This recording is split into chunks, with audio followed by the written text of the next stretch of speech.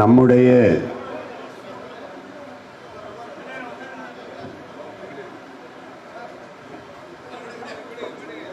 போற்றுதலுக்கும் வணக்கத்திற்கும் உரிய பெருந்தகை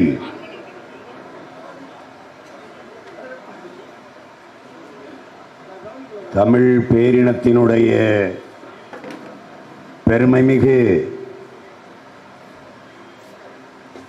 அடையாளமாக திகழ்கிற பெருமகனார் நம்முடைய பாட்டன் விடுதலை போராட்ட வீரர் வீர தியாகி விஸ்வநாதாஸ் அவர்களுடைய பிறந்த நாள் விழாவில் அவருடைய வழி வந்த பேர பிள்ளைகள் கூடி அவருக்கு நம்முடைய புகழ் வணக்கத்தை செலுத்தி கொண்டிருக்கிறோம். இதிலே மதிப்புமிக்க பெருமக்கள் பங்கேற்று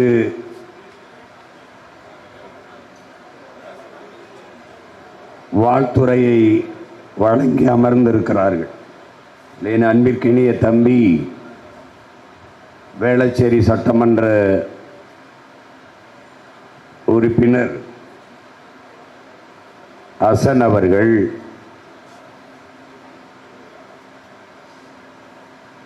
அண்ணா திராவிட முன்னேற்றக் கழகத்தினுடைய மாவட்ட செயலாளர் என் அன்பிற்கினிய VN ரவி அவர்கள்,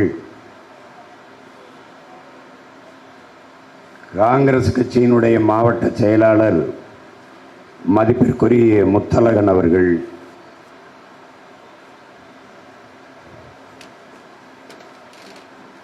என் அன்பு இளவல் ஆன்மீக பணியிலே பயணிக்கக்கூடிய ராம்ஜி அவர்கள், மறுமலர்ச்சி திராவிட முன்னேற்றக் கழகத்தினுடைய என் அன்பு தம்பி சுப்பிரமணியன் அவர்கள்,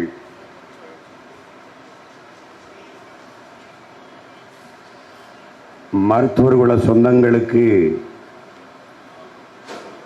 முன்னத்தியராக இருந்து வழிகாட்டி கொண்டிருக்கிற ஐயா நடராஜன் அவர்கள்,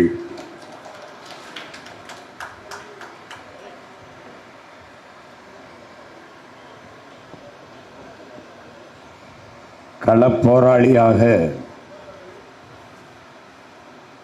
தன் சமூகத்திற்கு எந்த இடையூறும் வராமல் தற்காத்து நின்று போராடி வருகிற என் அன்பு தம்பி ராஜா அவர்கள், உணர்வு எழுச்சியோடு இந்த நிகழ்விலே பங்கேற்றிருக்கிற என் உயிர் சொந்தங்கள் உங்கள் அனைவருக்கும் என்னுடைய அன்பும் வணக்கம். இங்கே என்னுடைய தம்பி VN கண்ணன் அவர்கள் சொல்லுகிற போது, அழைப்பிதழில் அண்ணனுடைய பெயரை அச்சிடவில்லை, நாங்கள் அழைக்கவில்லை, ஆனாலும் அண்ணன் வந்திருக்கிறார் என்று குறிப்பிட்டார்கள். நம்முடைய வழக்கம் விருந்தினர்களைத்தான் அழைப்பது, தன் வீட்டு உறுப்பினரை வீட்டு சொந்தத்தை யாரும் அழைப்பதில்லை. இது எங்களுடைய பிறவி கடமை. இந்த மண்ணில் வாழ்கிற ஒவ்வொரு மகன், சுதந்திர காற்றை சுவாசிக்கிற ஒவ்வொரு மகனினுடைய பிறவி கடமை நம்முடைய பெருமைமிக்க பாட்டனார் விஸ்வநாதாஸுக்கு நன்றி செலுத்துவது, வணக்கம் செலுத்துவது, புகழ் போற்றுவது என்பது.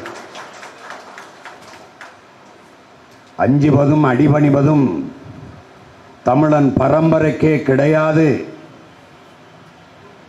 என்று எங்கள் உயிர் தலைவர் எங்களுக்கு கற்பித்ததை போல,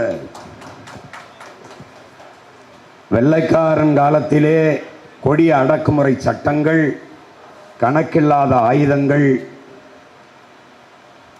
சிறை கொட்டடியில் வதை என்று இருந்த காலத்திலேயே நமது முன்னவர்கள், இங்கே பேசிய நம்முடைய மாவட்ட செயலாளர் முத்தழகன் கூட, தாத்தா காமராஜர் அவர்கள் 9 ஆண்டுகள் சிறை.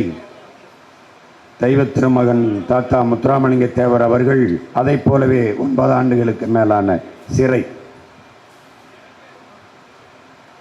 இந்த நாடு அடிமைப்பட்டு கிடக்கிற போது, தன் தாய் நிலம் அந்நிய ஆதிக்கத்தின் கீழே அடிமைப்பட்டு கிடக்கிற போது அதை பார்த்து கொண்டு தன்மானமிக்க எந்த மகன்தான் கடந்து செல்ல முடியும்? எண்ணற்ற வழக்குகள், என் தம்பி ராஜா அவர்கள் குறிப்பிட்டது போல 29 முறை சிறை. அந்த சூழலிலும் தன் போராட்டத்தில் இருந்து பின்வாங்காமல், சவர்கரை போல, நாட்டின் முன்னாள் பிரதமர் ஐயா வாஜ்பாயை போல மன்னிப்பு கடிதம் எழுதி கொடுத்துவிட்டு போராட்டத்திலிருந்து விலகி செல்லாமல்,